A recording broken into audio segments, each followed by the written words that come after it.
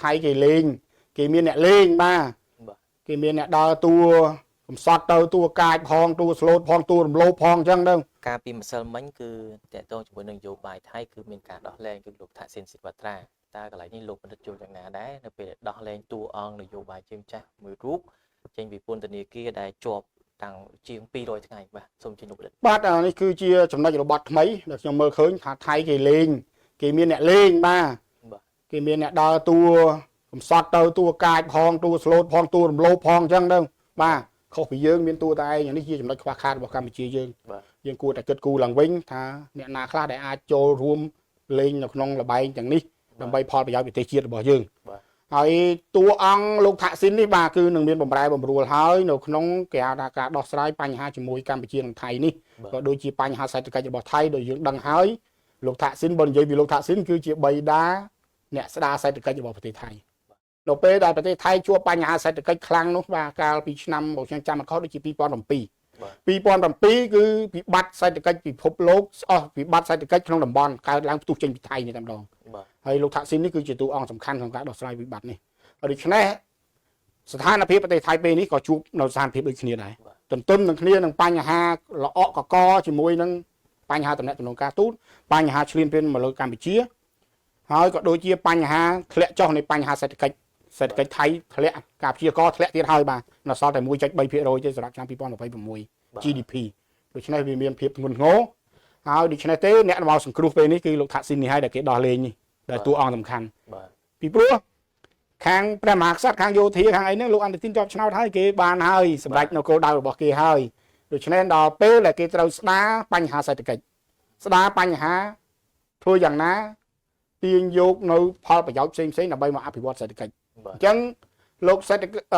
ថាក់ស៊ីនពីព្រោះថាលោកថាក់ស៊ីនមកនេះវាអាចជាអ្នកដែលផ្ដល់គេហៅថាគំនិតសំខាន់នៅក្នុងការស្ដារសេដ្ឋកិច្ចពីព្រោះថា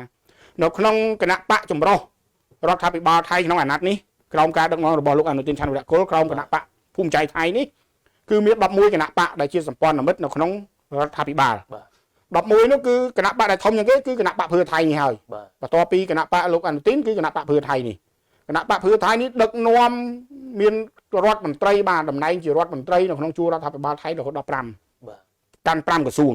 បាទមិនតូចទេប៉ុន្តែគាត់ថាក្រសួងមិនល្អក្រសួងអន់គេឲ្យហ្នឹងក្រសួងដែលវាមិនធំដុំនេះណាអញ្ចឹងទេលោកថាក់ស៊ីនមកគឺមានឥទ្ធិពលហើយនឹងជួយ back stop ពីក្រោយពាក់ព័ន្ធទៅនឹងបញ្ហាស្ដារសេដ្ឋកិច្ចទី1ទី2ខ្ញុំមើលឃើញតាក់ទងទៅនឹង MOU 2001គឺជា MOU មួយដែលលោកថាក់ស៊ីនស្រឡាញ់សម្ដេចតេជោស្រឡាញ់ណាស់កាលនៅលោកអឺនជាមួយគ្នាបាទស្រឡាញ់ MOU 2001នេះណាស់ចង់ឲ្យវាคล้ายទៅជាគេហៅថា action ពិតប្រាកដទៅជាការអ្វីដែលអនុវត្តពិតប្រាកដពីព្រោះគាត់បានជជែកគ្នាខ្លាំងនិយាយលម្អិតហ្មងតាក់ទងទៅនឹងការវិនិយោគរួមគ្នានៅតំបន់ OCA តំបន់ទូតស៊ីគ្នានេះបាទហើយវាចិត្តចេញហើយតែបញ្ហាចង្រៃពួកជ្រុលនិយមថៃហ្នឹងវាទៅបង្អាក់ដល់បញ្ហានេះដូច្នេះទេដល់ពេលលោកថាក់ស៊ីននេះមកខ្ញុំឃើញថាការលុបចោលនៅ MOU 2000នោះក៏អាចនឹងមានបំរែបំរួលបាទក៏អាចនឹងមានបំរែបំរួលទី1វាអាចនឹងមានបំរែបំរួលបដូរចិត្តក្នុងការលុប MOU 2001ក៏អាចថាបានទី2បើមិនលុបទេដំណើរទៅមុខនេះគឺនឹងមានលោកថាក់ស៊ីនជំរុញឲ្យមានការចរចាជាទ្វេភាគីដូចខ្ញុំលើកខាងដើមឡើងវិញបាទតែបើចង់ទៅឲ្យយន្តការច្បាប់នោះគាត់អត់ចង់ទៅទេបាទពីព្រោះហេតុអីលោកថាក់ស៊ីនមកគាត់គិតរឿងសេដ្ឋកិច្ចអញ្ចឹងដល់ពេលដែលស្ដារយកធនធានពីក្រោមដីពីនៅបាតសមុទ្រនេះមកតាក់ទងទៅនឹងប្រេងតាក់ទងទៅនឹងឧស្ម័ននេះគឺជួយស្ដារសេដ្ឋកិច្ចរបស់ថៃបានលឿនហើយចំណុចនេះគឺជាចំណុចសំខាន់ដូច្នេះទេបើមិនលុប MOU 2001គឺនឹងមានការចរចាក្នុងការអនុវត្តទៅលើតំបន់ OCA ឬក៏បង្កើតឲ្យមានយន្តការកិច្ចព្រមព្រៀងថ្មីតែអានេះគឺកម្ពុជាយើងត្រូវគិតខ្លួនឯងទៅបាទត្រៀមឲ្យទៅជឿខ្ញុំត្រៀមឲ្យទៅយន្តការទាំង